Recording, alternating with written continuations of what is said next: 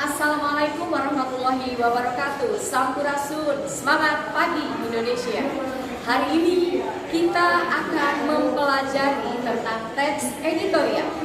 Bagaimana cara kita menganalisis kebahasaan yang terdapat dalam teks editorial bisa kita kaji bersama melalui video pembelajaran berikut ini bersama saya, Lili Priani, guru di SMA Negeri 2 Cikarang Utara, Kabupaten Bekasi. Pada pembelajaran kali ini, kita akan membahas tentang struktur dan kaidah kebahasaan teks editorial. Pembelajaran ini didampingi oleh Lili Priani, pengajar di SMA Negeri 2 Cikarang Utara, Kabupaten Bekasi. Apa sih teks editorial?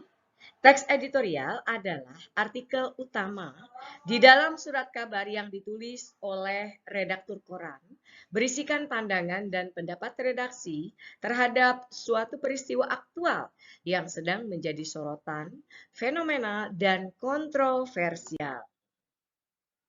Bagaimana cara menganalisis struktur teks editorial?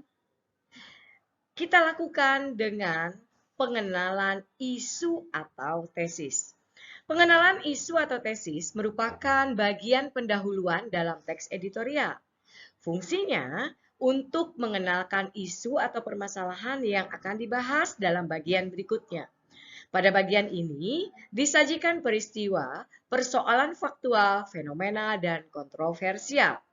Tesis biasanya berisi sudut pandang penulis terhadap permasalahan yang diangkat. Lalu berikutnya, penyampaian pendapat atau argumen. Bagian ini merupakan bagian pembahasan yang berisi tanggapan redaksi terhadap isu yang sudah diperkenalkan sebelumnya. Argumen bisa berupa pernyataan umum, data hasil penelitian, pernyataan para ahli, atau fakta-fakta yang dapat dipercaya. Bagian berikutnya adalah penegasan. Bagian penegasan bisa berupa kesimpulan, saran, atau rekomendasi. Di dalamnya juga terselip harapan redaksi kepada para pihak terkait untuk mengatasi persoalan yang terjadi yang diangkat dalam isu tersebut. Bagaimana menganalisis kaidah kebahasaan teks editorial? Nah, teks editorial biasanya menggunakan kalimat retoris. Apakah itu kalimat retoris? Kalimat retoris adalah kalimat pertanyaan yang tidak ditujukan untuk mendapatkan jawaban. Biasanya diungkapkan oleh seorang orator.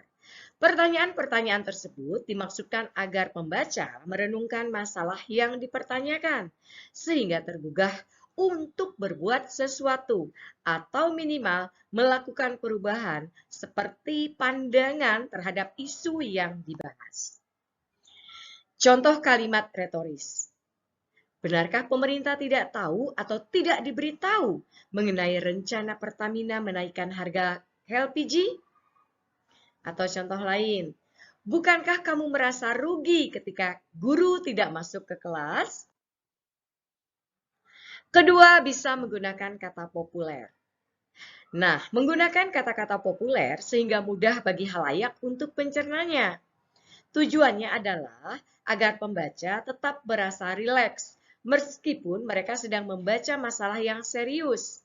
Contohnya, misalnya menggunakan kata pencitraan, menengarai, barter, riset, desain, dan masih banyak lagi contoh kata populer lainnya.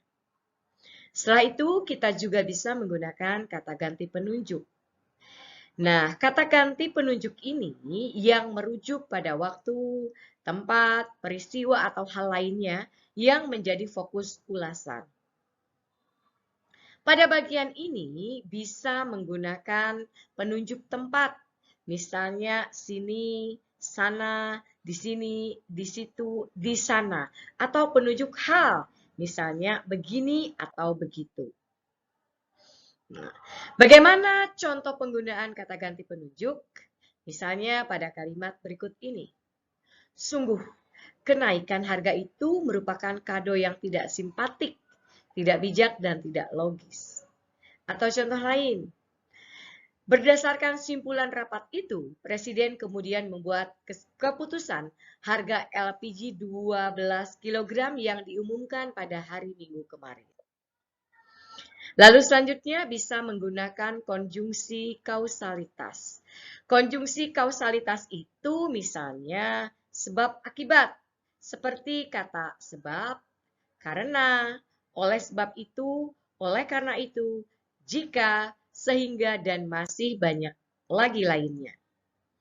Nah, contoh kalimat dengan menggunakan konjungsi kausalitas, malah boleh jadi ada politisi yang mengkategorikannya sebagai reaksi yang cenderung bersifat pencitraan, sehingga terbangun kesan bahwa pemerintah memperhatikan kesulitan sekaligus melindungi kebutuhan rakyat.